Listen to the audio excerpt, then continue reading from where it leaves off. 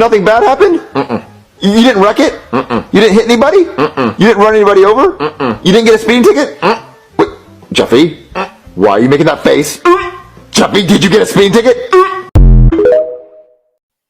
Hey everybody, welcome back to my channel. Today's topic, we will be discussing these pedestrians, these men y'all keep letting use y'all's car, okay? The walkers, the hikers, the ramblers, strollers, foot sloggers, person on foot, the foot traveler, that person, that man you're letting borrow your car, okay? Y'all didn't make me pull out the thesaurus on y'all. We're talking about the men that y'all are letting borrow y'all's car. Sis, do not let these men drive your car. Keep watching for more TikTok takes on this topic. So, story time. I hung out with this dude for the first time after seeing him at a club, a couple times. And he was like, hey, let's hang out. So I was like, okay. So I drive over there. We hang out. We're at this little kickback. They don't have a restroom there. Or they do, but I didn't want to use it. So then we were going to go somewhere else. So we're on the way to somewhere else to go use the restroom. Literally driving for 4 minutes. Mind you, if y'all missed it, this is our first time hanging out, like just me and him, without the people we usually party with.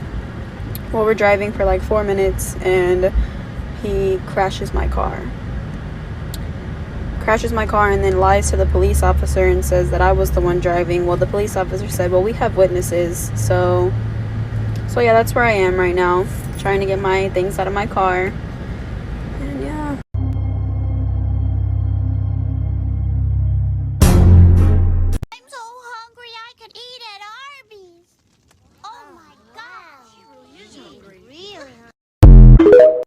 And ladies, I just want to let y'all know a lot of y'all really do be looking stupid. Because why would you be talking to a dude and he got to drive your car? He got to drop you off at work and pick you up at work. It's not giving healthy relationship. It's giving this man need to get his stuff together and you're enabling him. Now, don't get me wrong. Folks have certain situations and, y'all got to lean on each other for certain stuff. But if you're in the dating stages or the talking stages and you find out this man ain't got no reliable transportation, why would you take on that responsibility? You're not his mother, and you're also not his wife. And guess what? You're never going to be his wife if you take on those type of heavy responsibilities, because you're supposed to allow a man to be a man. If he doesn't have transportation, allow him to get on the public transportation. Okay? And then y'all be getting mad because he be dropping you off at work, and then he be going to pick up his other chicks in your car. That's not his fault. That's your fault, because you wanted to be a mother. Ooh, I guess she told y'all. I mean, honestly, though, I've always been the type of person, I think before I do certain stuff. If this man has not been able to obtain a car on his own, that means he doesn't have what it takes to have one. That means he can't maintain it. He doesn't understand the value of it. He doesn't have the ownership rights to it, so he's not as prideful with it. He's gonna dog it out. Like, that's why every time y'all get y'all car back, it be having issues with the tire, or this wasn't working like this before you used it. They don't know how to maintain it. So don't let nobody use it that don't have their own, because they don't know what goes into it. And then they just get up and walk away when it's broke, you know? Oh, I didn't do that. They swear they didn't do it. If you can't ask to use his phone without him saying for what, or hovering over you like it's a problem when you have it, then why are you letting him use your car? How much is his phone worth? How much is your car worth? Oh, okay. Next caller. What I'm gonna do, man? I don't care. Are you serious? Look at me. So let me ask you a different question. The person that you're going to lend your car to, would you trust them with, let's say, the deed to your house, all of your usernames and passwords, or maybe the investment strategy of your retirement, as well as your kid's college fund? If the answer to any of these questions is no, then no. Don't let them drive your car, because that's everything that you're risking when you lend your car to somebody else. You see, insurance, it travels with the car, not the person. So when you lend your car to your friend and they get in an accident and hit a bus and kill 10 people, well, they've got a claim now against them for tens of millions of dollars, probably more. And if you don't have an insurance policy that big, well, you're on the hook just because you lent your car to them. So how's little Johnny going to feel that he doesn't get to go to college, all because the family's working hard to pay off your judgment? I hear Amazon's hiring. The worst thing you could ever do is let a man a squatting man drive your car. I made the cardinal mistake of letting this man drive me to work so he can, like, with my car, and take the car to do whatever he was, needed to do. I don't know what unemployed people do throughout the day, but whatever he was doing. And I should have known I was in deep, deep, deep trouble when he started referring to my car as the car. Our. I'm so embarrassed. Yes, as soon as they start referring to your car as the car, all right, babe, I'm about to take the car. What? Huh? You've let it go too far. You've let it go too far. And don't dare let him drop you off at work so he can go play while you work. That's just a liability. That's just a liability. No, if you can't get there by yourself, I guess you just won't be going. If it's even to the point that he's asking you that, you've already gone too far. You've already gave him too much. Just disappear. Ask him for some money so he can disappear. Thank you to my man. Drop the beat in my man.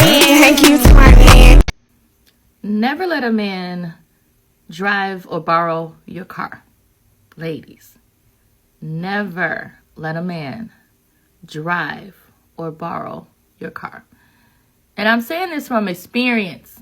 I remember a time when I was in my early 20s and I was letting a man from my church, we were dating, and then he was driving my car, and he went in the parking lot at the church, and I think one of the ministers saw, and so she kind of pulled me to the side and asked to go to lunch with me. And so we went to lunch, and she was like, just telling me how it's not a good idea to let a man drive your car. And at the time I was like, oh, okay. I mean, I'm young. I'm like, okay. But now that I look back at it, it's kind of like I see what she means, because it gives the false appearance that he got you, he's taking care of you, but he's not even driving his own car. He's driving my car. So it's like fake security. And then the other thing, never let a man borrow your car. I remember when I was in my early 20s, I went out of town. And as soon as he found out I was the same man, as soon as he found out I was going out of town, he asked to borrow my car. So I said yes, because I'm thinking, hey, I'm not going to be driving it. I'm going to be out of town. Sure, why not? What did I do that for? Sure enough, he ended up getting into a car accident in a parking lot, which is the worst thing to try to prove to an insurance company when you're trying to get recovery. So unfortunately, especially here in Michigan, I wasn't able to recover any money for the parking lot accident, because it's hard to prove who hit who and all that. And it's the lot attached to the private company, and yeah, it was not good. It was a headache. I was out with a homegirl one time at her family's event, and she get a call from her boyfriend saying that he totaled her car. He totaled her car on the way to the job that she helped him get. The look on her face when he sent that picture and she had to go through the rest of that family event as if it didn't happen because they were celebrating somebody. And I mean, it's just amazing. And he just walked away scot free. I mean, he didn't care. It's not his car. Why would he care? He's late to work. And then on top of that, he got the car towed. He didn't take any of the things out of it before he did that. So, like the gate to the apartment or the gate to the garage, whatever it was, the key to it, he left the essentials in the vehicle. So now she's carless. She has to go figure out. It was just a huge mess. It was a huge mess. She should have never even let that carless man be in her car to begin with, unattended especially. It's one thing to give somebody a ride. It's another thing for them to even drive while you're in the car. It's a whole different level for you to be like, okay, here you go. Oh my God. Don't let that be you. Also, let me remind you, ladies, A lot of y'all weren't even responsible for purchasing your own vehicle. They were gifts or something you had from childhood, from high school. A lot of the times, y'all are not even responsible for why you have a car. So you're going to let somebody else, you're going to let a pedestrian play with your prized possession? Get to work. You should absolutely never let a man use your car. When you tell them no, they will try to manipulate you by saying, you must not trust me. They will cheat in your car. They will have S with other women in your car. Let me give y'all a little backstory because I think this story is funny. So this guy would constantly ask me to use my car. My answer was always no. So his response was, you must not trust me. And he was like, I'm just going to do such and such. And he showed me a message of him texting somebody saying what he was going to do, right? So I knew exactly how to handle this situation. I told him, yeah, he could use it. So he was sitting in the car. He was trying to figure out how to hook up the Bluetooth, right? And he told me to come outside to hook up the Bluetooth. I never went outside. I was busy doing my daughter's hair, and I wound up texting him back. He was sitting outside in my driveway, by the way. He never moved the car. And I said, I'm going to bring you. So he got out the car. He came back in the house. He was so mad. And then the inside, I was dying laughing because, you thought you could use me. You can't. And I didn't bring him home and I didn't bring him to do whatever he needed to do because it's not going to be me find you a ride. He found him a ride and that's what it was. And he got the fuck on and I stopped talking to him. Man, how come every time I let you drive my car, you put the seat like that? Baby, you know I'm a gangster. That's what thugs do. Lean back.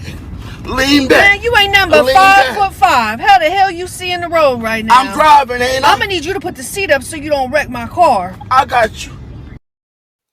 Next time a man asks to borrow your car, tell him your tank is on E, you need new tires, it's time for an oil change, a tire rotation, and a balancing.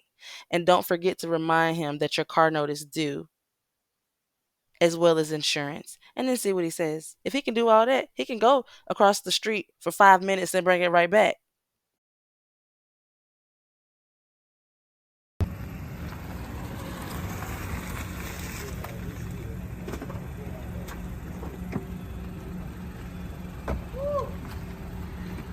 Babe, Hey, look. don't be late. I get off at 4. You gotta say name, baby. Come on, man. You know nigga be on something. You was late the other day. The other day, man. I don't get in there and goddamn do your thing, baby. Making it proud. I love you.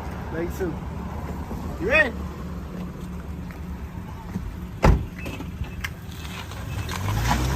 I cannot believe he late again. Like, ugh. Girl, it's been about an hour. I know. I'm sorry, y'all. I ain't Why expect is he him to be driving late your like this. car? Girl, Come on, 'cause lady. he got one. He is. Do he have a job? No, I'm always on time, but Irritating. oh, what's up, son? Hell going on? All right, damn little head. I know you lying. Nah, wait. No. Ain't no wait. What's going on? Hey, we gotta get the fuck moving. I tried. In my car? What's wrong with my car? Hey, baby, look. No. Ain't no wait. What's going on? And you got my son in here. Hey, we hit the move. What? Look, we hit a move, baby. Move? We gotta get the car off the road. This shit hot. Come on. My car hot? We done ran from the police. Oh my God. Listen, I am so sorry. Y'all. This Bag is up. embarrassing. Bag up. Ain't no none of that. So you hear us? What is going on? March 26th. Hey, watch out. Jake This Paul. is crazy. Like, Hey, what? well, get that fire put on your ass, bro. I'm sorry, y'all. I'm gonna call y'all at Uber. Hey, little head. Hey, get back from the car, man. Watch out, Shoot, bro. y'all. Yo, I can't believe you. March What the hell 26th. are you talking about? Buy Like, your this is tickets. crazy. I'm Like, saying. This is Signs I Didn't Know I Was in an Unhealthy Relationship Until I Was in a Healthy One, Part 6, the edition where I was not allowed to drive my own car. And I want to specify that I paid for this car. I paid for the car lease. I paid for the insurance. It was all in my name. It was my car. But my ex started a new job that was a bit of a commute, whereas I was living and working like within walking distance. Well, like it was like a 30-minute walk or a 10-minute drive. So he says that he needs to drive my car because it's better on gas and it's nicer and more comfortable than his vehicle. And so I'm like, yeah, I'm gonna walk probably like most days anyway because I want to get my steps in. So like, sure. This quickly turned into, I have to drive your car. You're not allowed to drive it. You're not allowed to use it. When I say I would walk to work in torrential downpour rain in like 40-degree weather, and by 40-degree I mean Celsius, not Fahrenheit. I think 40-degree Fahrenheit is at least 100 degrees. I just looked, it's 104. And on weekends, I also wasn't allowed to take the car because he sometimes worked weekends. So I would literally be trapped inside my house, like not really able to go anywhere. Mind you, he had a vehicle as well. I just was not allowed to drive it. It sat in the parking garage the whole time. And on the off chance that he somehow graciously let me drive my own vehicle, I had to go fill up the gas tank. Like I had to go put in the like $5 of gas that I that I used because I wasn't allowed to use any of the gas. Looking back on it, I don't know how I put up with it for so long.